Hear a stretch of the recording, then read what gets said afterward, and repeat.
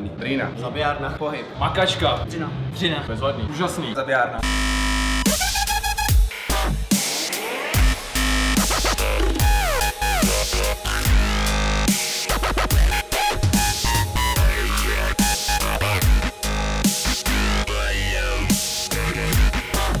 Hlavním cílem těch závodů crossfitových je najít toho fyzicky nejzdatnějšího jedince. Dneska ty závody jsou určený hlavně proto, aby se široké veřejnosti, hlavně těm, kteří s tím ještě v životě nepřišli do kontaktu, ukázalo, co vlastně ten sport je. Člověk, který má už půlroční zkušenost, jak říkáš, tak by se tady, tak by tím proplul úplně v pohodě a byla by to pro ně taková hračka. Na druhou stranu ti, co jsou tady poprvé, tak mají možnost to vyzkoušet opravdu tu chuť těch závodů a toho, takže jsou to opravdu závody, které spíš mají ukázat a přitáhnout tu širokou veřejnost. Myslím si, že nálada je úplně v pohodě, že rozhodně sice Dřina, ale obrovská zábava pro ty lidi, pro všechny. Co mám informace od hlavního pořadatele, tak by mělo být zhruba 100 závodníků, tuším, že je možná i víc, je nějakých, když to rychlosti spočítám, já myslím, že je nějakých 25 až 30 týmů po 4 lidech, takže ono to bude 100 závodníků a k tomu nějaký diváci.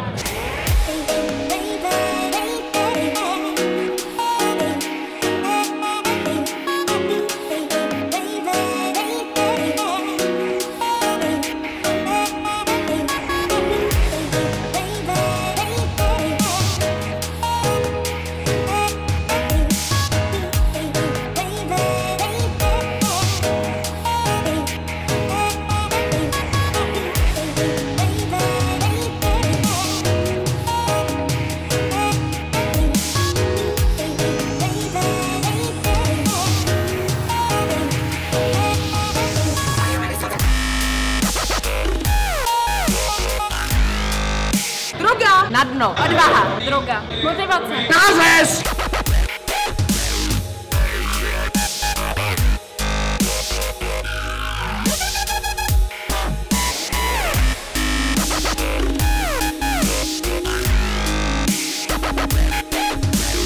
Tím, že je to tak všestranný sport a v zásadě ten fitness program byl navržený tak, aby byl zvládatelný pro každého s menší úpravou, tak přitahuje od těch nejmladších až po ty opravdu nejstarší.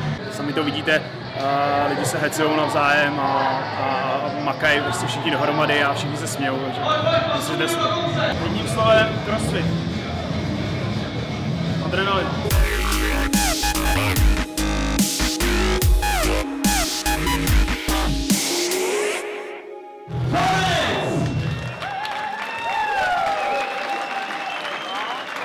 Výborně, výborně! Pecka, je to pecka. Zkuste si to všichni.